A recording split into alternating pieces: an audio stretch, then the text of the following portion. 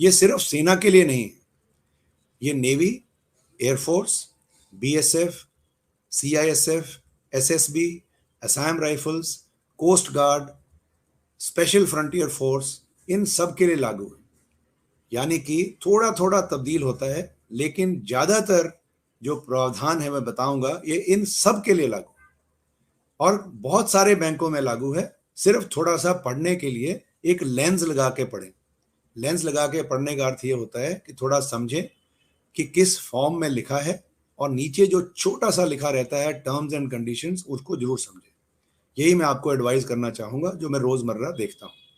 तो आपके साथी जो इसके अंदर भी हों, सेना में ही ना हो, navy, air force, CAPF, central arm police forces, navy, coast guard, कहीं पे भी हो, उनको भी ये बात उतनी ही लागू है।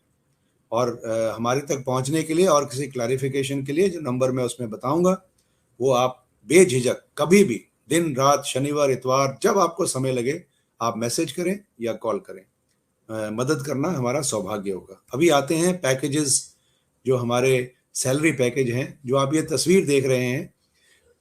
ये मेरे को थोड़ा सा इस बात में कहने में ये फख्र है कि आज के दिन में जिस फॉर्म में ये पैकेज बनाया, ये हमने बनवाया था 4 साढ़े 4 साल पहले, कि सैनिकों को और उनकी फैमिलीज को आप बिना किसी हिडन एजेंडा के लिख करके बताएं कि आपको क्या क्या प्रावधान लागू है। ये जो पेज है, ये 4 पेज का डॉक्यूमेंट है, ये सैलरी पैकेज, इसमें लोगो लगा है, ऊपर लिखा है saluting the heroes of for their valour. आप इसका मतलब आप समझते हैं। ये जो पैकेज है ये सर्विंग सोल्जर्स के लिए है और एक्स सर्विसमैन के लिए भी लागू है।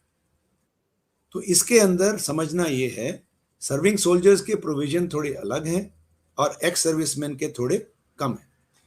और कम नेचुरली आप समझते हैं, आप एक्टिव सर्विस में नहीं हैं, सैलरी आधी हो जाती है, और थोड़े से प्रावधान जो हैं वो थोड़े कम हैं। कम क्या है? जैसे डिसेबिलिटी क्लेम एक सोल्जर को मिलता है अगर उसकी एक्सीडेंट से, माइन फील्ड कैजुअलिटी हो गया, एम्प्टी एक्सीडेंट हो गया, गोली लग गई, ग्रेनेड उड़ गया, रॉकेट लॉन्चर फायरिंग हुआ तो हियरिंग लॉस हो गया, ये सर्विंग सोल्जर्स को मिलते हैं। डिसेबिलिटी सोल्जर्स के लिए जो डिसेबिलिटी है वो एक्स सर्विसमैन को नेचुरली नहीं मिलती है। और जो पैकेज में जो इंश्योरेंस का अमाउंट है एक्सीडेंट का, वो सर्विंग सोल्जर्स के लिए 50 लाख है। अगर काउंटर इंसर्जेंसी में डेथ हो, ये भी मैंने बहुत लोगों को देखा है कि आपके घर में अगर किसी के साथ किसी भी टेररिस्ट और एनिमी एक्शन में डेथ हो तो प्रावधान जो है वो 10 लाख एक्स्ट्रा, लोन की माफी और डेबिट कार्ड इत्यादि इत्यादि इंश्योरेंस बना करके मैंने 75-79 लैक्स भी लोगों को डिस्बर्स होते हैं। तो ये थोड़ा सा, अगर आपके नॉलेज में किसी के साथ ऐसा हो तो हमसे चेक करें, हम गाइड करेंगे। ये सब इसके अंदर लिखा हुआ है। इसमें मोटी मोटी बातें ध्यान देने वाली कि जो एक्स सर्विसमैन है 30 लाख की इंश्योरेंस, और SBI is the only bank जिसमें आपकी उम्र 105 साल भी हो, भगवान करे आप सब उस उम्र तक जिए, और बाथरूम में गिरते हुए आपका गिरने की वजह से डेथ हो जाती है, नॉट बिकॉज ऑफ स्ट्रोक और हार्ट अटैक, गिरने की वजह से, तब भी ये लागू है। इसमें एज रिस्ट्रिक्शन कोई नहीं। ये एक बहुत बड़ा फीचर है जो हमने 2 साल पहले अभी शुरू किया है कि एक्स सर्विसमैन कुछ भी, अगर किसी भी कारण से कुछ हो जाता है तो एक्सीडेंट के कारण, तो एज रिस्ट्रिक्शन नहीं होती है, 30 लाख का मुआवजा होता है। दूसरी चीज, बड़ी बात जो मैं बताना चाहता हूं, जिसका ज्ञान बहुत कम है, सर्विंग में भी कम है, एक्स सर्विसमैन में तो बिल्कुल ही नहीं। हमको ये इंश्योरेंस तो जरूर मिलती है, लेकिन ज्यादातर सैनिक जो है वो 38-40 साल की उम्र में घर चले जाते हैं, 45 साल में, बच्चे छोटे छोटे होते हैं। तो अगर एक्स सर्विसमैन की कैजुअलिटी यानी कि डेथ हो जाती है एक्सीडेंट की वजह से, और उनकी अगर कोई बेटी है जिसकी डेट ऑफ एक्सीडेंट के ऊपर 18 से 24 साल की उम्र हो, तो उनको 8-10 लाख रुपए की एक्स्ट्रा पैसे मिलते हैं विवाह के लिए और कॉलेज एजुकेशन के लिए। और इसी तरह से बेटा है तो सिर्फ कॉलेज एजुकेशन के लिए कोई 5-7 लाख रुपए मिलते हैं। एग्जैक्ट अमाउंट इसमें लिखा है। तो ये जो एक प्रावधान है, इसका कोई भी प्रयोग नहीं करता है, इसका उपयोग कोई नहीं करता है क्योंकि ज्ञान नहीं रहता है। तो मैं चाहूंगा कि आप इसको, पेंशनर्स खास तौर पर ध्यान रखें कि आपकी पेंशन के इमीडिएटली बाद आपके बच्चे इस उम्र में आते हैं। तीसरी चीज, इसके अंदर एक डेबिट कार्ड के ऊपर, पहली बात, आप सब जो हैं एक्स सर्विसमैन आज के दिनों में थोड़े पुराने सर्विस में आए हुए हैं, तो हमारी जो कैटेगराइजेशन होती थी सोल्जर्स की उस समय, वो जो है एक सिल्वर कैटेगरी होती थी, सिल्वर चांदी वाली कैटेगरी, जिसके अंदर प्रावधान बहुत ही कम थे। और आज जो है रिक्रूट से लेके ऑनरेरी कैप्टन तक जो सारा जो डेबिट कार्ड की कैटेगरी है उसको गोल्ड बोलते हैं, अपग्रेडेड हुआ है 3 साल पहले। मुझे बड़ी खुशी है कि हमारे थ्रू ही हुआ था ये। सो ये अपग्रेडेशन हुआ गोल्ड कार्ड का। इसमें 2 लाख रुपए की इंश्योरेंस है। आपकी वाइफ को, स्पाउस को फ्री कार्ड ऑथराइज है, उनको भी 2 लाख रुपए की इंश्योरेंस है।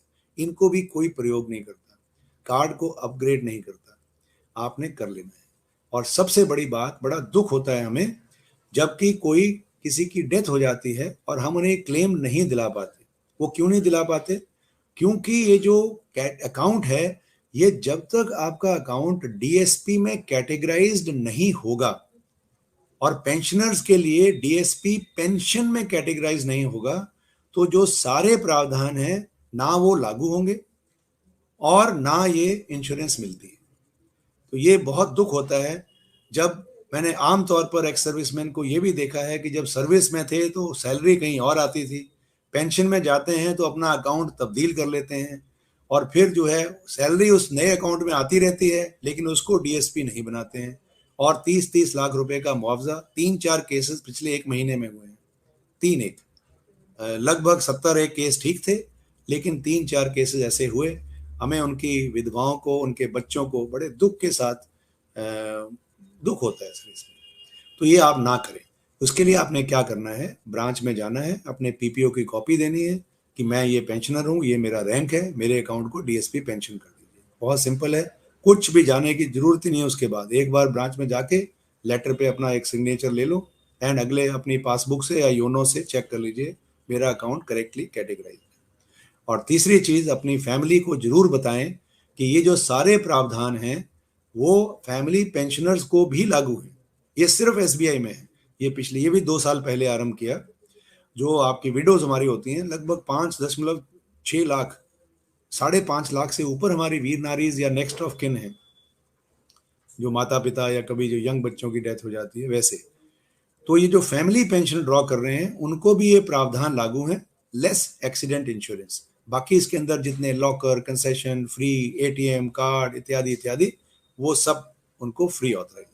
ये अपनी फैमिलीज को समझाएं, ये जरूर करें। तो मोटी मोटी बातें ये जो है इसकी डीएसपी पैकेज की मैं आपको बताना चाह रहा था। एक और चीज आपको बहुत जरूरी बताना चाह रहा हूं।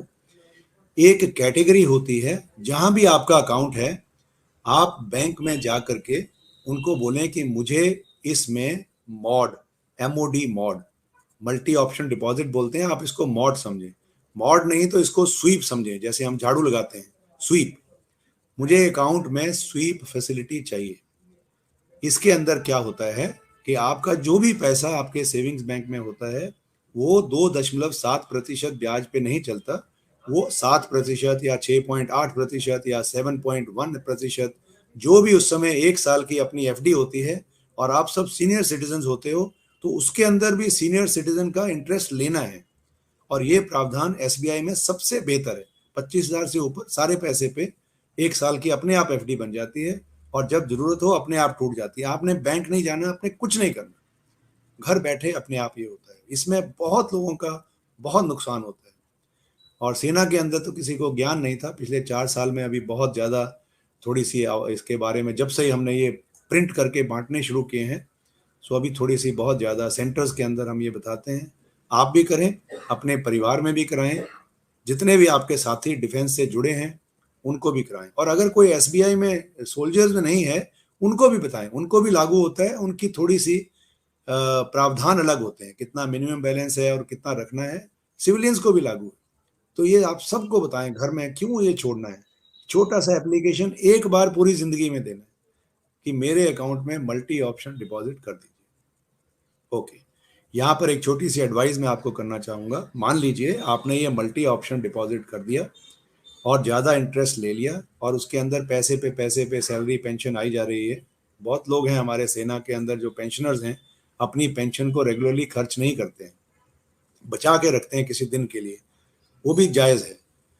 तो उसके अंदर अगर मॉड में इसको अगर स्वीप के अंदर ज़्यादा पैसे हो जाएं तो एक चीज़ का ध्यान रखें कि अगर वो पैसा लूज आपके लिए है, जैसे आप एटीएम से